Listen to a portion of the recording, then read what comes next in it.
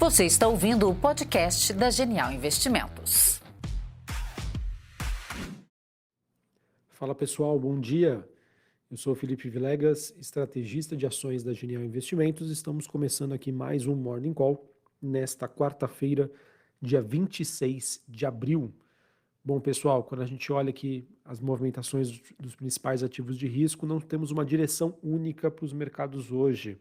Algumas bolsas subindo, outras caindo, mas o grande destaque fica por conta do desempenho das ações nos Estados Unidos. Os futuros norte-americanos, que apresentam uma recuperação nesta manhã, e esse movimento acaba sendo impulsionado pelos resultados melhores do que o esperado por gigantes aí do setor de tecnologia, como a Microsoft e a Alphabet, que divulgaram seus resultados ontem, e esses números acabaram surpreendendo os investidores.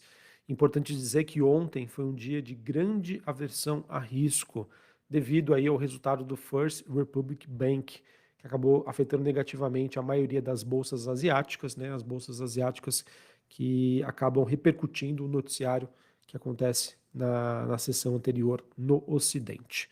Bom, para vocês entenderem um pouquinho mais sobre o que eu estou querendo dizer em relação a essa manhã. Na Ásia, na China, Bolsa de Xangai teve uma queda de 0,02, Bolsa de Hong Kong subindo 0,71, Bolsa japonesa queda de 0,71. Na Europa, a gente acaba tendo um dia um pouco mais negativo. Londres caindo 0,28, Paris, na França, queda de quase 1%, e em Frankfurt, na Alemanha, queda de 0,5%. Quando a gente olha para os futuros norte-americanos, o S&P sobe 0,20. Dow Jones, que digamos assim é uma bolsa mais dependente de commodities, né, de empresas ligadas à velha economia, caindo 0,08. E a Nasdaq, que é uma bolsa de tecnologia, influenciada aí pelos resultados, como eu já disse anteriormente, de Microsoft e Alphabet, subindo mais de 1% nesta manhã. Outro ativo que acaba também tendo aí destaque nesta quarta-feira é o Bitcoin, subindo aí cerca de 6%, ele que volta aí para o patamar dos 29 mil dólares a unidade, ou seja, pessoal, influenciada por esse sentimento aí melhor em relação aos resultados das empresas de tecnologia nos Estados Unidos. Outros indicadores aqui que eu gosto de monitorar, a gente tem o VIX, que é aquele índice do medo, subindo 1%, na faixa ali dos 19 pontos. O dólar index DXY tem um dia de desvalorização, queda de 0,5%, 101,27. E vocês sabem, né? Quando o dólar cai, normalmente as commodities acabam tendo um dia um pouco mais positivo. O petróleo WTI negociado em Nova York subindo 0,30, 77 dólares o barril. E os metais negociados na Bolsa de Londres, nós temos o cobre subindo 0,62, níquel subindo 1,13 e no caso o minério de ferro voltando aí a subir.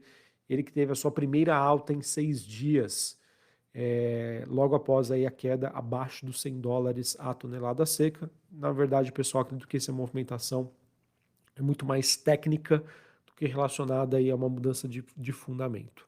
Em relação ao petróleo, a recuperação aí desta quarta-feira, pessoal, também acredito que seja muito mais uma questão técnica do que necessariamente aí uma mudança no fundamento.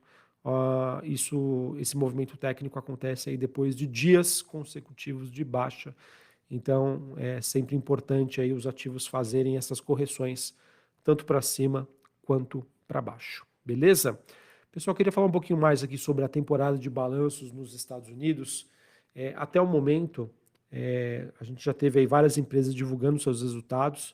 A maioria delas, que fazem parte aí do S&P 500, vão divulgar nesta semana, estão divulgando nesta semana. E até o momento, 137 das 500 empresas do S&P 500 já divulgaram seus resultados, sendo que 82% dessas empresas conseguiram superar as expectativas. Quando a gente olha para a Nasdaq, 56% das empresas que já divulgaram seus números conseguiram superar as expectativas do mercado. E quando a gente olha aí para a Europa, 54% dessas empresas conseguiram aí divulgar números melhores do que as expectativas. Assim, pessoal, com esses dados que estão mostrando que muitas empresas estão conseguindo superar as estimativas de mercado, isso acaba impulsionando aí alguns índices acionários, né? Principalmente, obviamente, as de empresas de tecnologia, que é o caso da Nasdaq hoje. No entanto, pessoal, é sempre importante observar que já temos aí sinais claros de uma deterioração dos ganhos das empresas.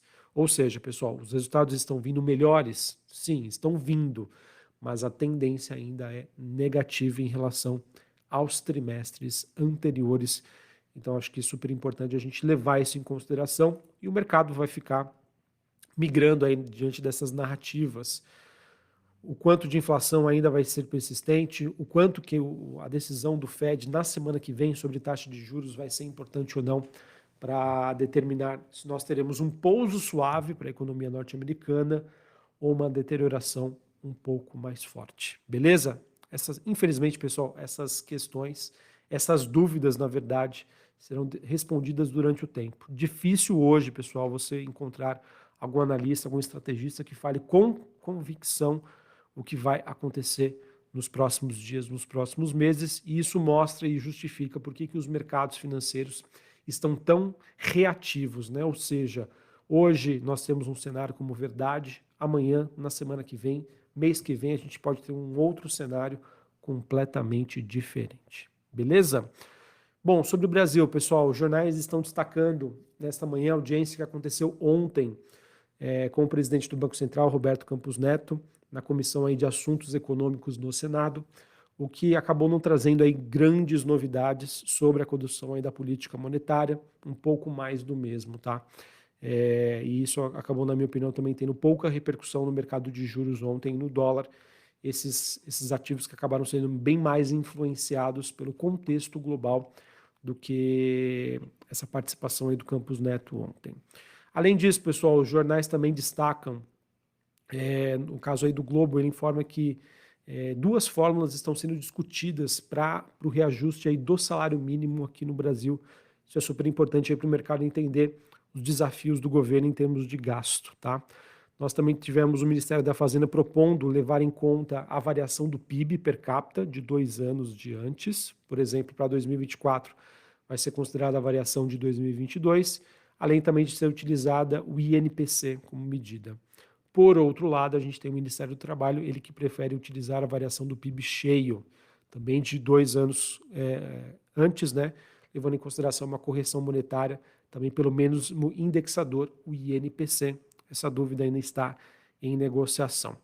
Também temos, pessoal, de acordo com estimativas aí de técnicas do governo, que a primeira proposta, né, envolvendo esse reajuste do salário mínimo teria um impacto de 10,5 bilhões de reais aos cofres públicos, e a segunda proposta, defendida pelo Ministério do Trabalho, um impacto de 14 bilhões. A expectativa hoje é que o presidente Lula anuncie essa nova regra para o salário mínimo durante as comemorações do Dia do Trabalho, que acontece aí na próxima segunda-feira. Outro ponto super importante, pessoal, que será acompanhado pelo mercado hoje, é o julgamento do STJ sobre aí o caso bilionário, que pode elevar aí a tributação de algumas empresas, com impacto relevante também sobre as contas públicas, em que nós teremos uma definição se será excluído ou não os benefícios fiscais do ICMS que foram concedidos pelos estados, como, por exemplo, aí levando a uma redução da base do cálculo, uma diminuição da alíquota, isenção, imunidade, dentre outros, tá? Isso trouxe, né, já vem trazendo, na verdade, um impacto significativo para as empresas do varejo, principalmente, aqui na Bolsa Brasileira. Vamos ver se isso avança ou não. Também segue no radar a questão envolvendo o STF e as medidas sobre correção do fundo do FGTS, né? Que isso poderia trazer algo muito mais custoso, impactando tanto o setor imobiliário, quanto também prejudicando bastante aí as contas públicas do governo. Para esta quarta-feira, aqui no Brasil, vai ser divulgado o IPCA 15, às 9 horas da manhã, dado super importante para o investidor entender, né, como que está esse processo inflacionário no Brasil. A expectativa, pessoal, aqui na comparação mensal, ou seja, abril contra março, aconteça aí uma desaceleração para 0,60, levando que a alta anterior foi de 0,69. Na comparação ano contra ano, o avanço deve recuar de 5,36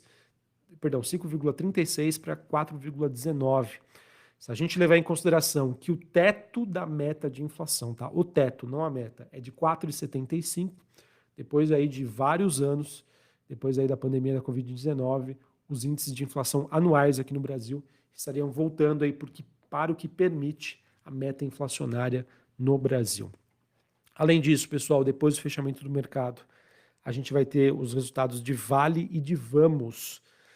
Já divulgaram para essa manhã os seus resultados a Gol e também a VEG.